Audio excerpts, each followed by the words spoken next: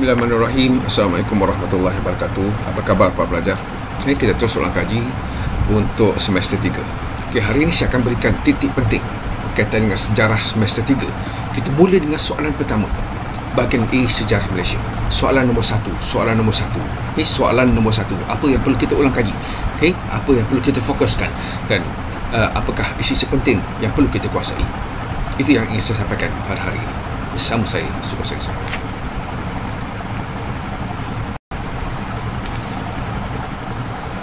Kita mulakan tip untuk menghadapi semester 3 ini dengan mengkaji ataupun membuat analisis tentang soalan-soalan yang pernah keluar untuk soalan nombor 1. Ini daripada tahun 2013 hingga tahun 2019. 2013 misalnya, jelaskan peranan Raja-Raja Melayu sebelum tahun 1874. 2014, ini 2013 ulangan, kegiatan ekonomi tanah Melayu sebelum campur tangan British lebih bersifat sara diri. Walau bagaimanapun, terdapat juga kegiatan ekonomi lain yang diusahakan, bincangkan. 2014, bincangkan undang-undang adat dalam mengekalkan keharmonian masyarakat di tanah Melayu sebelum campur tangan British. Ulangan 2014, terangkan susun lapis masyarakat Melayu di tanah Melayu sebelum tahun 1874. Dan tahun 2015, huraikan prinsip umum Undang-Undang Tubuh Johor dalam mengekalkan kestabilan sosiopolitik di Johor pada abad ke-19. Ini adalah soalan STPM, soalan nombor 1 di tahun 2013, termasuk ulangan sehinggalah tahun 2015. Okay, kita perlu analisis soalan ini, pelajar. Okay, ini bahagian yang pertama untuk soalan nombor 1.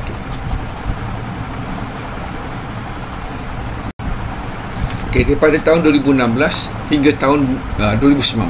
Okay, terangkan bentuk dan pelaksanaan adat perpati dan adat temenggung di tanah Melayu. Kedua, sebelum campur tangan British, masyarakat Melayu telah mempunyai sistem pentadbiran yang sistematik dan teratur. Huraikan hierarki pentadbiran dan tugas-tugas yang berkaitan dengannya. Jelaskan ciri-ciri ekonomi masyarakat Melayu tradisional sebelum campur tangan British. Pembesar memainkan peranan penting dalam menjamin kerajaan Melayu tradisional. Huraikan. Terangkan ciri-ciri ekonomi komersial yang diamalkan oleh masyarakat di tanah Melayu sebelum campur tangan British. Okey, ini adalah soalan-soalan yang telah keluar untuk soalan nombor 1. Soalan nombor 1, bahagian A, sejarah Malaysia. Jadi kalau pelajar lihat daripada semua soalan yang pernah keluar hinggalah tahun 2019, dia berkisar kepada tema 1. Jadi pelajar perlu membaca semua tentang tema 1 untuk membolehkan kita jawab soalan nombor 1. Faham? Kita mesti ulang kaji tema 1 untuk membolehkan kita menjawab soalan nombor 1. Dan kalau kita lihat soalan nombor 1 ini hanya berkisar tentang institusi pemerintahan, iaitu kedudukan raja, peranan raja, kedudukan pembesar, peranan pembesar. Dan juga satu lagi adalah hierarki politik. Hierarki politik. Dan juga struktur sosial, golongan yang memerintah, golongan yang diperintah. Dan satu lagi adalah ekonomi, itu ekonomi tradisional, ekonomi komersial. Ciri-ciri ekonomi komersial, ciri-ciri ekonomi tradisional ataupun sara diri. Okey, dapat pelajar. Okey, itu 4 perkara penting dalam tema 1 yang perlu pelajar kuasai sebab kita nak menjawab soalan nombor 1. Itu soalan yang berkaitan dengan apa yang berlaku sebelum campur tangan Barat, iaitu sebelum 1874 ataupun sebelum berlakunya campur tangan British di tanah Melayu. Dan dia merujuk kepada tanah Melayu. Ini kalau dia tak sebut tanah Melayu, kita boleh masuk juga contoh Sabah dan Sarawak. Tapi kebanyakan soalan itu berkaitan dengan tanah Melayu, negeri Melayu ataupun masyarakat Melayu. Jelas sebab pelajar. Itu tip yang sangat penting. Ini untuk kita menguasai soalan ini. Saya bagi contoh satu soalan. Okey, sebelum campur tangan British, masyarakat Melayu telah mempunyai sistem pentadbiran yang sistematik dan teratur. Okey, ini adalah rangsangan kepada soalan. Apa yang soalan itu tanya? Huraikan hierarki pentadbiran dan tugas-tugas yang berkaitan dengannya. Maksudnya ada 2 perkara yang ditanya di sini. Hierarki pentadbiran itu daripada peringkat pusat, negeri, daerah, mungkin kampung. Itu adalah hierarki pentadbiran. Okey, siapa yang memerintah di peringkat pusat? Raja. Yang memerintah di peringkat peringkat daerah, itu pembesar, penghulu dan seterusnya, ketua kampung. Okey, jadi apakah tugas-tugas yang berkaitan dengan dia? Jadi kita kena jelaskan tugas raja sebagai ketua kerajaan ketua negara di peringkat pusat, peranan tugas membesar di peringkat daerah, tugas penghulu di peringkat mungkin, dan tugas ketua kampung di peringkat kampung. Okey, itu adalah kehendak jawab soalan dan apa yang perlu kita huraikan. Ini soalan yang panjang, tapi apa yang diperlukan oleh soalan ini hanyalah hierarki pentadbiran dan tugas-tugas yang berkaitan dengannya. Itu di setiap peringkat pentadbiran. Pelajar, nanti saya akan jelaskan dengan lebih lanjut. Daripada soalan-soalan yang kita bincangkan tadi, Pak Fajar, pertama kita kena faham dari segi tugasan. Yang kalau kita lihat tadi, tugasannya berkisar kepada jelaskan, bincangkan, sama ada di belakang ataupun bincangkan itu di hadapan, huraikan dan terangkan. Jadi dalam tugasan ini, kita perlu menjawab soalan berdasarkan kepada tugasan. Ini kita menjawab kehendak soalan berdasarkan tugasan. Jadi jelaskan, kita hanya menghuraikan, menjelaskan tentang apa yang dikehendaki oleh kehendak soalan itu. Sangat mudah, jelaskan saja. Bincangkan, sama ada di depan ataupun belakang, sama saja. Ini kita membincangkan dalam beberapa sudut, beberapa segi berkaitan dengan kehendak soalan itu. Kita membincangkan tentang kehendak soalan. Okay, dan kita menghuraikan tentang kehendak soalan. Kita terangkan tentang apa yang soalan itu perlu. Misalnya, terangkan ciri-ciri ekonomi masyarakat, ekonomi sadar diri. Terangkan, huraikan tentang ciri-ciri ekonomi komersial. Kita hanya menghuraikan, kita hanya terangkan, kita membincangkan tentang undang-undang tubuh negeri Johor. Dari segi apa? Dari segi sudut apa yang membolehkan dia mengekalkan ataupun menyekat perluasan kawasan barat ke atas Johor. Ini mungkin dari segi kepimpinan. Kita boleh kepimpinan pemimpin-pemimpin Johor yang bijaksana dari segi kepimpinannya juga dapat menyekat perluasan kuasa ataupun perluasan kuasa barat di Johor. Melambatkan. Tahun 1914 baru Johor menerima seorang penasihat British. Contoh, bila kita nak membincangkan tentang sesuatu perkara, nanti saya akan jelaskan lebih lanjut. Okey, dari pertama kita kena faham dari segi tugasan. Setiap soalan itu bermula dengan tugasan. Jadi jangan risau tentang tugasan ini. Kita perlu menghuraikan, menjelaskan, membincangkan, menerangkan tentang apa yang dikehendaki oleh soalan. Itu kehendak soalan. Satu lagi berkaitan dengan soalan tadi, Pak Fajar, adalah latar masa. Kalau pelajar lihat soalan nombor 1, semuanya berkisar tentang latar masa berkaitan dengan sebelum tahun 1874. Iaitu sebelum campur tangan British ataupun pada abad ke-19. Okey, bergantung kepada soalan, kehendak soalan, dan itulah latar masa yang menentukan isi kita. Ini luang lingkup isi kita dan juga luang lingkup isu ataupun kehendak soalan yang dipersoalkan. Jadi biasanya soalan nombor 1 berlaku sebelum tahun 1874, iaitu semasa pemerintahan Raja-Raja Melayu di negeri-negeri Melayu. Itu sebelum campur tangan British. Okey, sebelum campur tangan British tahun 1874. Ini di Perak, Selangor, Negeri Sembil, di Sungai Ujong dan juga di Pahang. Ini pada abad ke-19, apa yang berlaku dalam abad ke-19.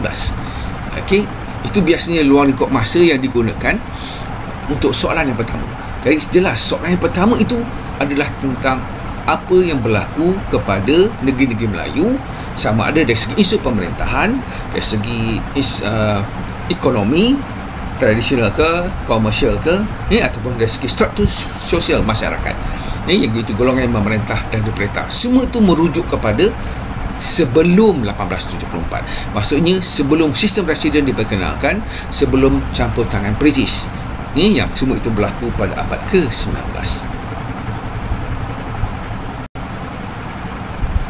Okey, satu lagi pelajar, dalam semua soalan yang kita bincangkan tadi, soalan nombor 1 bahagian A sejarah Malaysia sangat jelas dari segi latar tempatnya. Okey, latar tempatnya merujuk kepada Raja-Raja Melayu. Maksudnya negeri-negeri Melayu.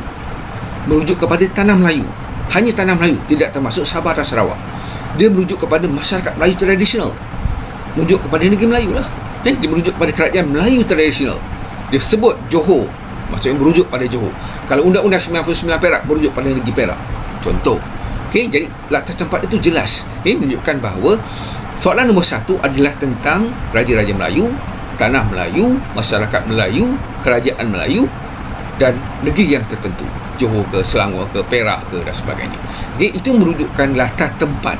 Jadi soalan 1 jelas kepada kita adalah soalan berkaitan dengan pemerintahan, isu pemerintahan sebelum campur tangan Barat, sebelum 1874, sebelum secara residen diperkenalkan. Ia merujuk kepada tempatnya adalah Tanah Melayu. Ini kalau dia tak sebut Tanah Melayu, mungkin kita boleh kaitkan, memberikan contoh adat.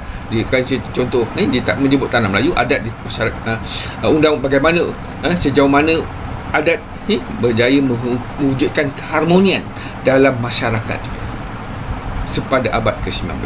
Mungkin kita boleh kaitkan undang-undang adat di Tanah Melayu dan juga undang-undang adat di Sabah dan Sarawak. Itu boleh masuk sebab dia tidak menjelaskan, menyatakan tempat itu.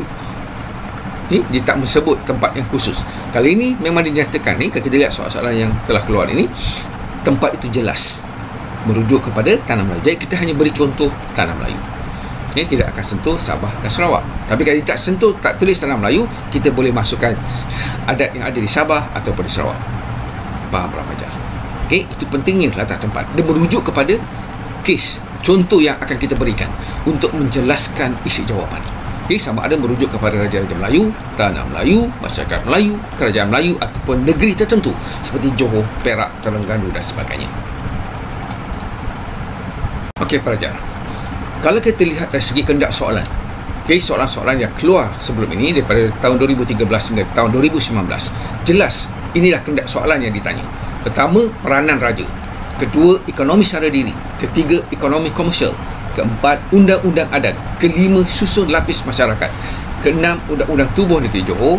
Kelapan, adat perpati dan adat temenggung. Kesembilan, hierarki pentadbiran dan tugas pentadbiran. Okey. 11, ciri-ciri ekonomi tradisional, peranan pembesar dan ciri-ciri ekonomi komersial. Tolong baca dan fahamkan kesemua kehendak soalan ini. Dia akan ulang balik para pelajar untuk soalan nombor 1. Jadi kita perlu menguasai kesemua yang saya berikan ini, dan mungkin ada 1-2 lagi yang belum ditanya. Jadi kita fokus kepada kehendak soalan ini, dapatkan isi ini, bacanya, ini jelaskan, fahamkan isi-isi yang berkaitan dengan peranan raja, peranan pembesar, ekonomi sara diri, ekonomi komersial, ciri-ciri ekonomi tradisional, ciri-ciri ekonomi komersial. Okey, susun lapis masyarakat. Masyarakat, susun lapis masyarakat, hierarki pentadbiran, dan juga berkaitan dengan undang-undang bertulis dan undang-undang tidak bertulis. Itu undang-undang adat dan undang-undang tubuh negeri Johor, itu adalah undang-undang bertulis. Jadi semua ini daripada tema 1 dan sudah pasti soalan nombor 1. Jadi ulang kaji ke semua kehendak soalan ini sebaik mungkin. Dia akan menjadi soalan nombor 1. Jadi bersedialah untuk soalan nombor 1.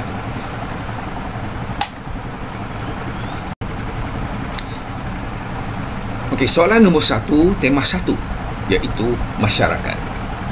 Itu tema 1 yang kita panggil sebagai masyarakat.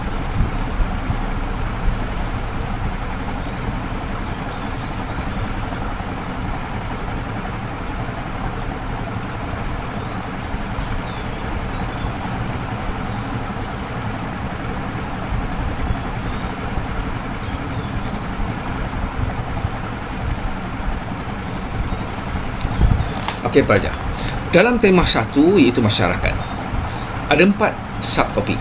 Isu pemerintahan, itu berkaitan dengan peranan, kedudukan raja dan juga pembesar. Hukum adat dan undang-undang, iaitu undang-undang bertulis dan tidak bertulis. Hukum adat, itu adat temenggung, adat perpati. Undang-undang bertulis di negeri Melayu, undang-undang tubuh negeri Johor, undang-undang 99 Perak, undang-undang tubuh negeri Terengganu. Okey, sistem sosial berkaitan dengan golongan pemerintah dan golongan diperintah, dan juga sistem ekonomi tradisional dan juga komersial. Ini saja 4 subtopik ini. Ini semua itu berlaku sebelum campur tangan Barat ataupun sebelum 1874. Jadi ulang kaji, baca sungguh-sungguh ke 4 subtopik ini. Sudah pasti pelajar boleh jawab soalan nombor 1. Ini sudah pasti boleh jawab soalan nombor 1. Jangan lupa baca dan ulang kajilah ke-4 tema ini seperti yang saya berikan tadi dalam kehendak soalannya. Mudah saja pelajar, saya jelaskan seperti ini. Okey pelajar, yang pertama berkaitan dengan isu pemerintahan, sama ada raja ataupun pembesar. Okey, apa yang perlu kita faham dekat bahagian ini adalah berkaitan dengan Saya betulkan. Peranan raja, peranan pembesar. Kita mula dengan peranan raja dahulu. Peranan kita kaitkan dengan peranan dari segi politik, peranan ekonomi, peranan sosial. Peranan raja atau pembesar dari segi politik, misalnya raja adalah ketua negara, ketua kerajaan, ketua hakim, dan juga ketua yang menggubal undang-undang. Itu adalah kuasa mutlak raja sebelum campur tangan barat. Itu peranan raja dari segi politik. Bila kita sebut peranan raja dari segi ekonomi, dia berkaitan dengan raja yang menentukan kegiatan ekonomi yang dibuat di negeri di bawah kekuasaan sultan atau raja. Kuasai, raja juga menguasai sumber ekonomi. Mengeluarkan surat kebenaran untuk membuka hutan ataupun melakukan satu perniagaan.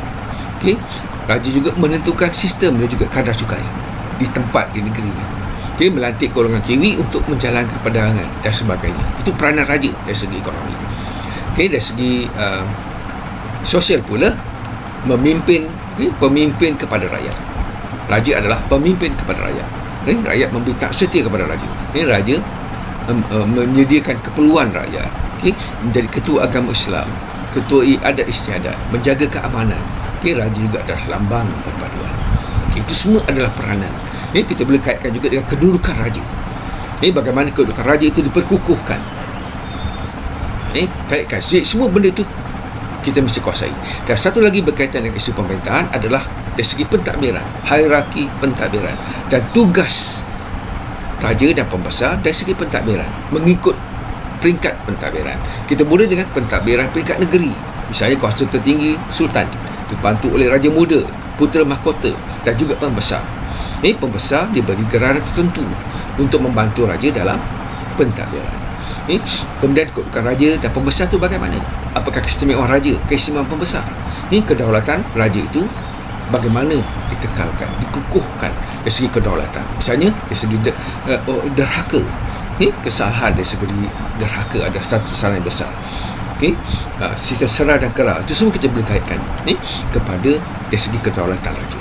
Kemudian kita masuk pentadbiran di peringkat negeri, daerah, itu peringkat yang kedua.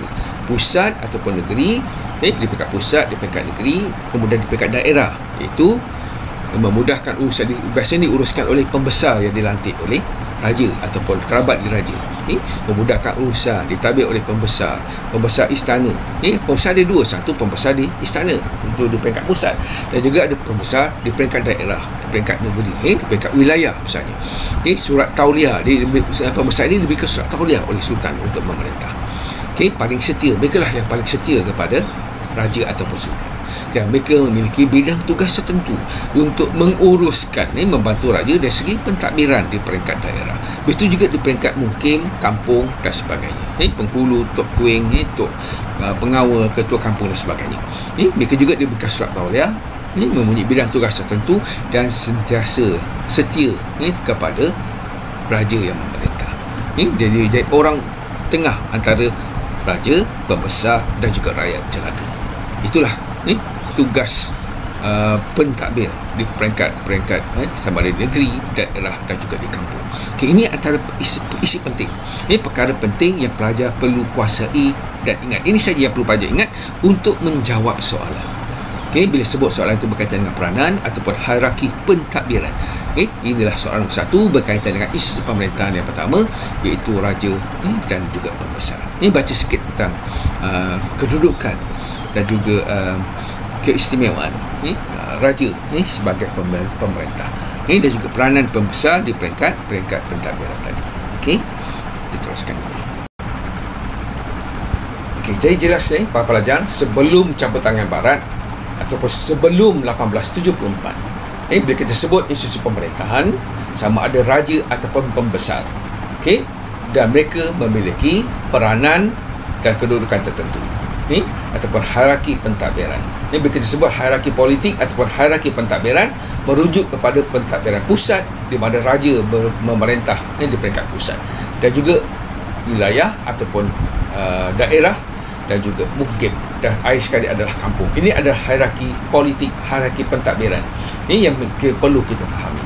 Kedua, kita perlu faham bahawa peranan raja ada peranan, pembesar ada peranan, itulah golongan pemerintah. Dan bila kita kaitkan dengan hierarki sosial pula, kita boleh kaitkan pula golongan yang memerintah dengan golongan yang diperintah. Itu termasuklah rakyat jelata dan juga hamba. Ini adalah hierarki penting dari segi isu pemerintahan dan juga dari segi hierarki sosial masyarakat, iaitu susun lapis masyarakat, itu raja, pembesar, rakyat, hamba sebagai struktur sosial. Ini saya gabungkan kedua-duanya sekali. Ini dari segi isu pemerintahan dan juga dari segi struktur masyarakat ataupun hierarki sosial. Jelas para pelajar. Ini perkara penting yang perlu pelajar kuasai untuk membolehkan kita menjawab soalan nombor 1. Ini berkaitan dengan negeri-negeri Melayu, tanah Melayu, raja-raja Melayu, masyarakat Melayu sebelum campur tangan Barat.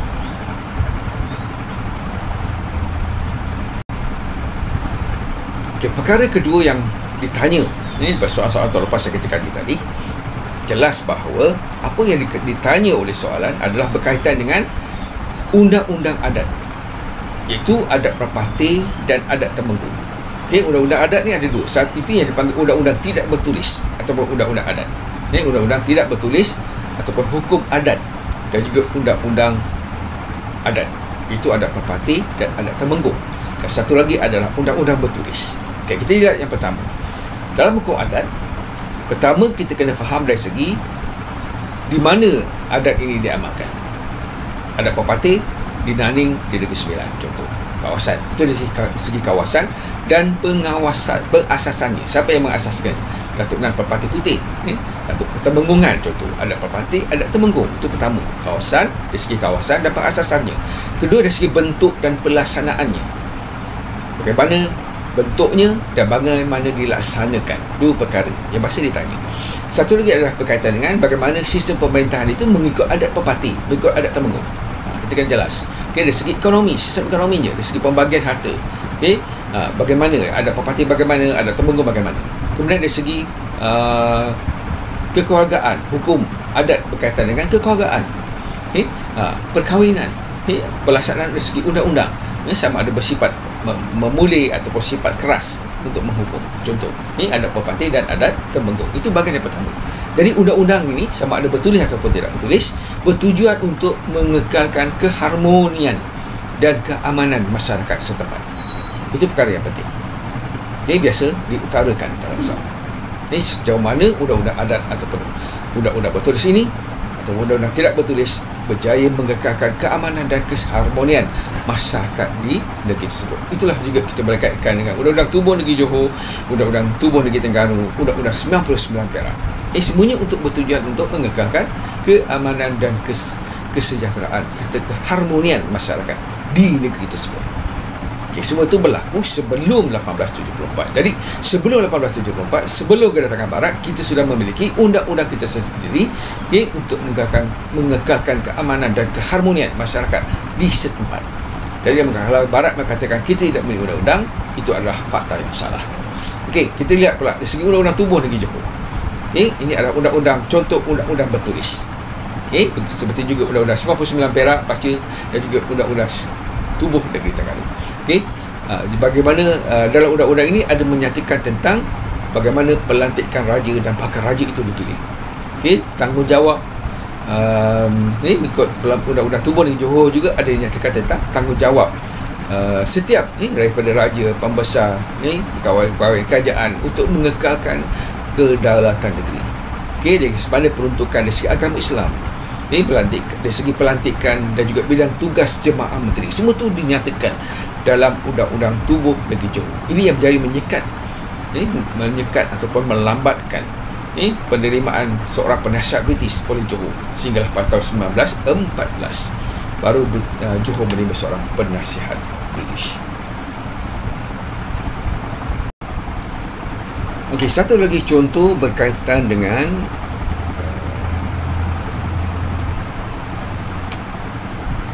satu lagi contoh berkaitan dengan undang-undang bertulis adalah Undang-Undang 99 Perak. Itu adalah undang-undang tertua di negeri Perak. Ini berkaitan dengan hal ehwal agama, tradisi masyarakat Melayu di negeri Perak. Ia dikanunkan pada tahun 1887 dan berkuat kuasa sehingga tahun 1900. dikenali sebagai Undang-Undang 99 Perak kerana mengandungi 99 perkara berkaitan dengan undang-undang dalam pelbagai aspek. Baik mana undang-undang ini memperlihatkan bahawa masyarakat Melayu telah mempunyai sistem kehakiman berkaitan dengan kes-kes yang biasa berlaku dalam masyarakat. Dia banyak persoalan, dia kes dan apa dia punya penyelesaian. Itu yang terdapatnya 99 perkara ini dalam Undang-Undang 99 Perak ini, yang mengandungi pelbagai perkara berkaitan dengan undang-undang keluarga, ini berkaitan dengan civil ni yang berlaku di dalam masyarakat pada waktu itu. Memperlihatkan format undang-undang yang tersusun dalam bentuk soalan antara Raja Nasruan Adil dengan menterinya. Jadi itu yang dirujuk dalam menyelesaikan, dalam mewujudkan keamanan dan keharmonian masyarakat di negeri Perak. Jadi pelajar perlu menguasai, memberi contoh perkara-perkara yang terdapat dalam Undang-Undang 99 Perak ini untuk mengaitkannya dengan bagaimana dia mengekalkan keamanan dan keharmonian masyarakat di negeri Perak. Ini menggunakan Undang-Undang 99 Perak.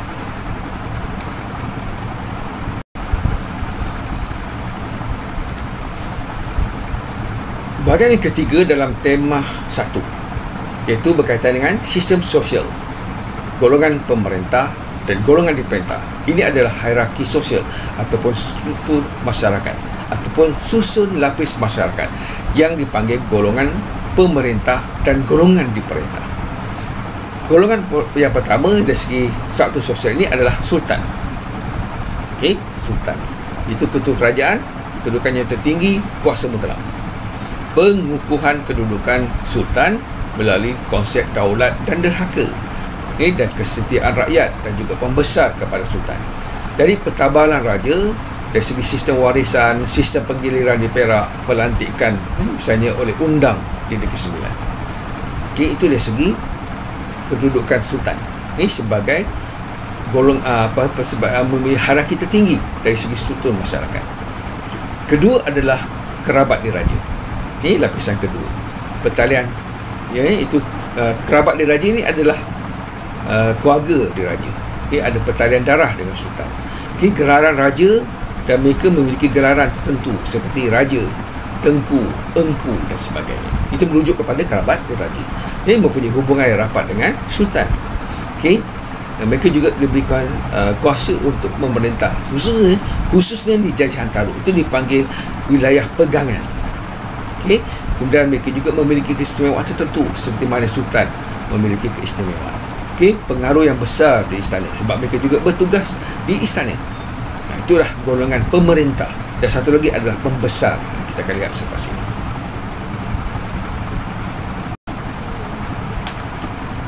Dari segi sistem sosial ataupun hierarki sosial ataupun struktur masyarakat sosial, kita teruskan.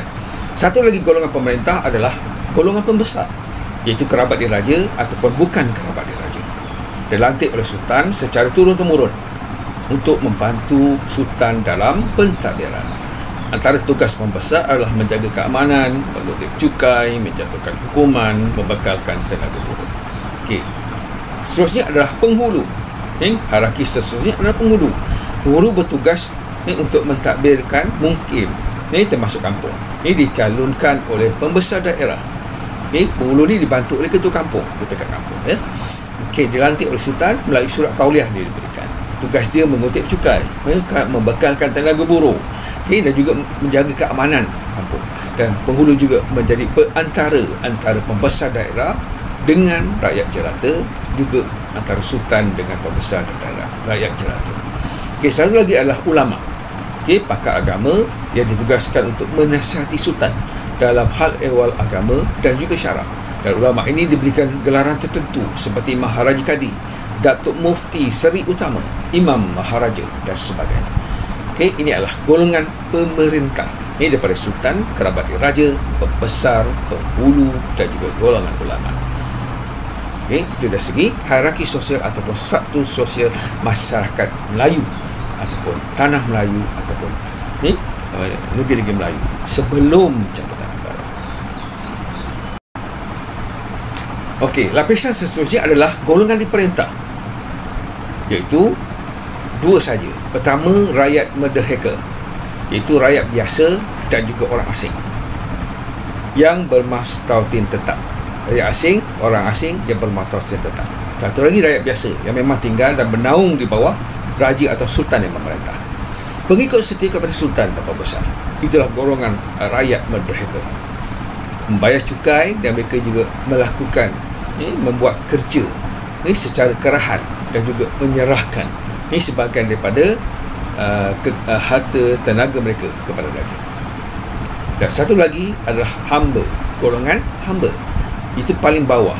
Hamba biasa, hamba hutang, hamba raja dan sebagainya. Sumbangan tenaga kerja, pelbagai kerja mereka buat. Itulah hamba. Sebagai lambang taraf sosial kepada pemerintah, pada golongan pemerintah. Menyumbang tenaga bagi menambah harta tuannya, iaitu golongan pemerintah.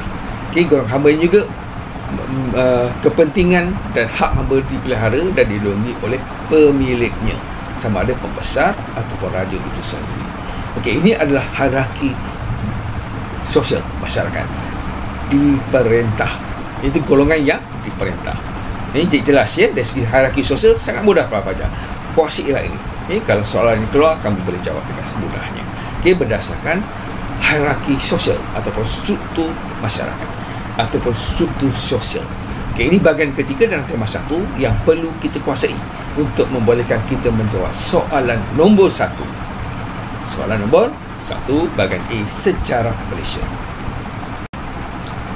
Seterusnya pelajar, kita lihat dari segi sistem ekonomi. Senang saja untuk memahami sistem ekonomi ini. Dua saja, itu ekonomi tradisional, ekonomi komersial. Pertama kita kena faham apa dia ekonomi sara diri dan apa dia ekonomi komersial. Ciri-ciri ekonomi tradisional ataupun sara diri dan ciri-ciri ekonomi komersial ataupun ekonomi jualan, ekspor. Pertama kita lihat ekonomi tradisional. Itu berkaitan dengan penanaman padi sawah ataupun padi bukit ataupun padi huma. Bukan kegiatan pertanian sara diri sebagai kegiatan utama. Seperti di Kuala Selangor, Dataran Perlis, Kedah Perlis, Seberang Perai, Pahang dan juga di Negeri Sembilan. Banyak padi. Tanaman lain seperti jagung, kopi, tembakau, pisang, ubi kayu, lada hitam, gambir, kelapa dan keledai. Semua itu dijelaskan secara kecil-kecilan. Ada lebihan baru ditukar kepada barangan lain. Dan apakah kaedah tradisional yang mereka gunakan? Baja, gunakan binatang untuk menggemburkan tanah, gunakan cangkul, tajak dan sebagainya. Mereka menggunakan sistem pengairan tali air yang ringkas yang ada untuk membekalkan air kepada kawasan pertanian. Mereka menggunakan baju semula jadi, bagi haiwan dan sebagainya. Ini contoh ekonomi tradisional, ciri-ciri ekonomi tradisional.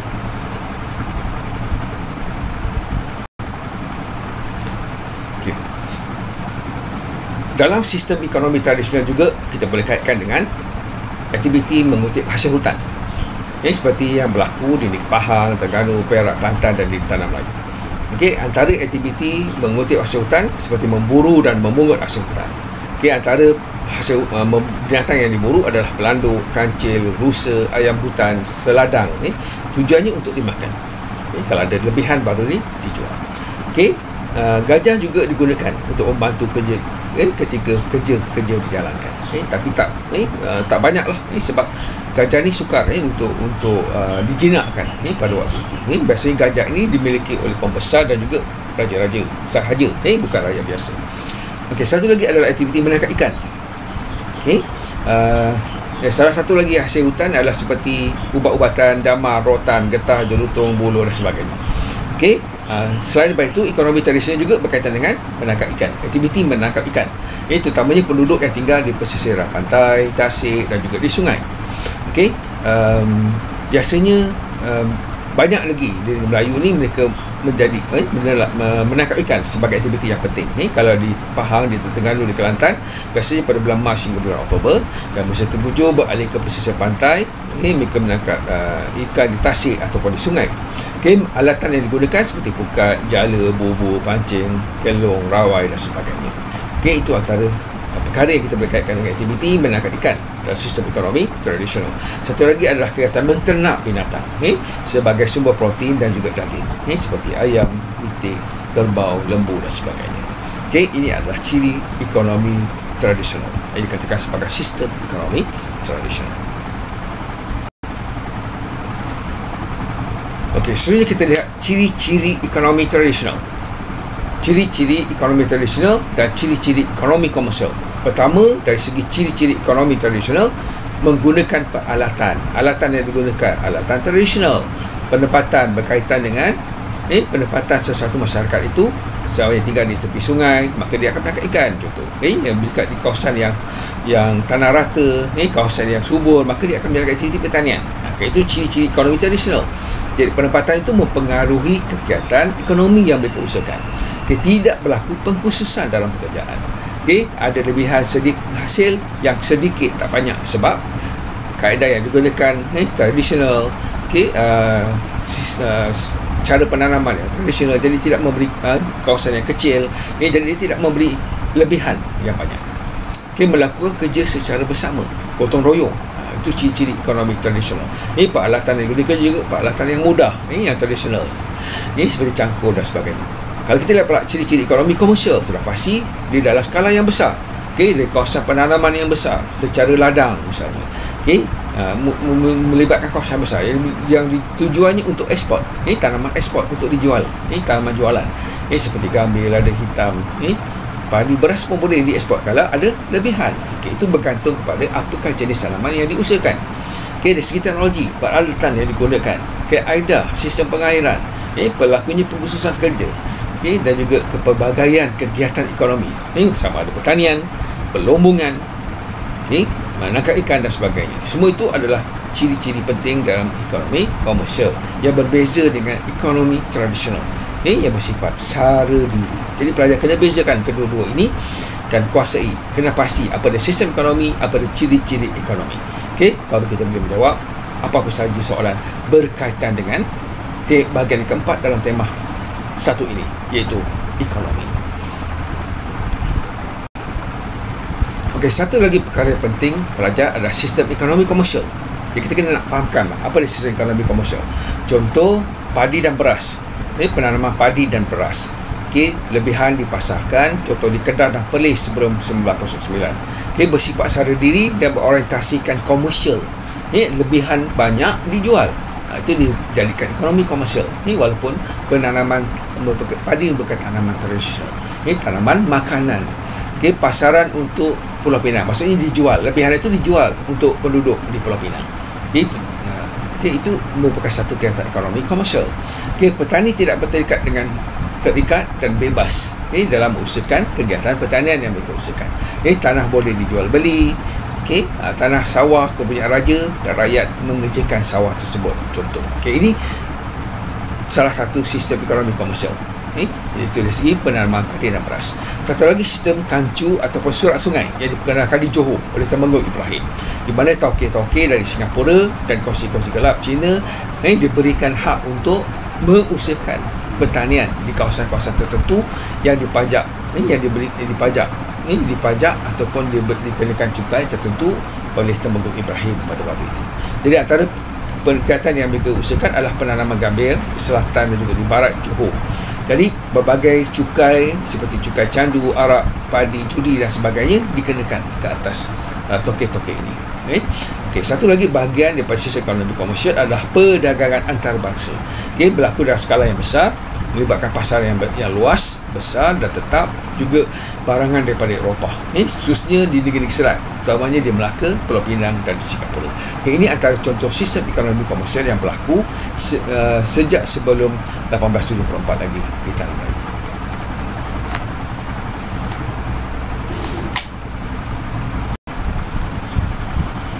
Satu lagi dalam sistem ekonomi komersial, misalnya di Kedah, dipanggil sistem pajak ataupun ampun kurnia.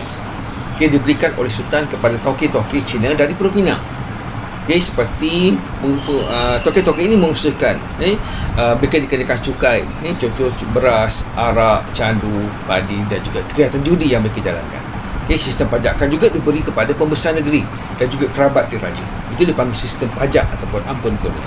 Seperti hak mengutuk cukai di pasar dan juga pekan diberikan kepada golongan pembesar negeri ataupun kerabat diraja, yang diberikan oleh Sultan pada waktu itu. Satu lagi, petani tidak terikat dan bebas. Okey, di mana tanaman komersial yang mereka usahakan seperti ubi kayu, tebu, gambil, lada hitam di negeri Selat dan juga di Johor dan juga pasaran yang baik di Eropah terhadap barangan-barangan ini. Okey, itu contoh sistem ekonomi komersial seperti tanaman-tanaman komersial yang mereka usahakan. Satu lagi adalah sistem ekonomi komersial itu berkaitan dengan pelumbungan biji timah, kegiatan pelumbungan biji timah. Contohnya diusahakan oleh raja dan juga pembesar Melayu menggunakan buruh Cina. Okey, di perebutan kawasan ini menyebabkan berlakunya perebutan kawasan yang kaya dengan biji timah seperti di Selangor, di Lembah Kelang, dan sebagainya. Okey, satu lagi adalah berlakunya pakatan antara pembesar Melayu dengan Tauke Cina seperti Raja Jumaat dengan Chi Yang Chuan di Luput Negeri Sembilan, dan juga Ngah Ibrahim dengan Haisan di Laut Perak. Okey, ini contoh perkataan pelumbungan biji timah yang dibuat secara dan juga merupakan salah satu ciri sistem ekonomi komersial yang berlaku sebelum campur tangan barat lagi. Okey, belajar ini ringkasannya. Kita boleh bandingkan antara ciri-ciri ekonomi tradisional dengan ekonomi dagangan ataupun komersial. Misalnya dari segi pasaran. Okey, ekonomi tradisional pasarannya kecil. Ekonomi dagang pasarannya luas. Okey, dari segi pengeluaran, ekonomi tradisional berskala kecil, manakala ekonomi dagangan ataupun komersial berskala besar. Okey, dari segi teknologi, ekonomi tradisional teknologi yang mudah. Ekonomi dagangan teknologi yang tinggi. Segi modal juga, ekonomi tradisional modalnya kecil sedikit, tapi ekonomi dagangan atau komersial memerlukan modal yang banyak. Okey, dan akhir sekali ada dari segi buruh. Okey, ekonomi tradisional tenaga buruhnya terhad, ahli keluarga sahaja misalnya. Okey, tapi dari segi ekonomi dagangan memerlukan tenaga buruh yang ramai, yang banyak, murah dan sebagainya. Okey, ini antara ciri-ciri penting berkaitan dengan ekonomi tradisional dan juga ekonomi komersial ataupun dagangan. Okey, para pelajar, untuk soalan yang pertama, ini seperti yang saya jelaskan tadi. Soalan pertama, kalau kita lihat tadi dari segi contoh-contoh soalan yang pernah keluar, dia berkisar kepada 4 subtopik. Pertama, institusi pemerintahan. Kedua, dari segi struktur masyarakat, struktur masyarakat ataupun hierarki sosial. Yang ketiga, dari segi undang-undang bertulis dan tidak bertulis. Dan yang keempat, dari segi ekonomi tradisional dan juga ekonomi komersial. Jadi pelajar bacalah sungguh-sungguh keempat-empat subtopik ini. Sudah pasti pelajar boleh jawab soalan nombor 1. Okey, ini soalan yang pertama. Untuk tip yang pertama, siri yang pertama. Saya akan berikan lagi untuk soalan yang kedua, apa yang kita fokus. Okey, apakah si penting yang kita kuasai. Soalan kedua, soalan ketiga dan seterusnya. Jadi teruskan bersama saya Samad Maju Jaya dan terus ulang kaji dalam masa yang ada hari ini, lebih kurang dalam masa 10 hari ini, untuk mengukuhkan, membolehkan pelajar menjawab dengan baik semester 3. Selamat menjawab para pelajar dan pastikan terus ulang kaji. Belajarlah seperti belajar bersungguh-sungguh, dan saya doakan kamu berjaya dan peperiksaan nanti. Terima kasih. Berminit bersama Siko Sensei. Hari ini kita akan berbincangkan tentang transformasi masyarakat dari segi ekonomi. Perkara penting yang berlaku apabila British meletakkan kuasanya di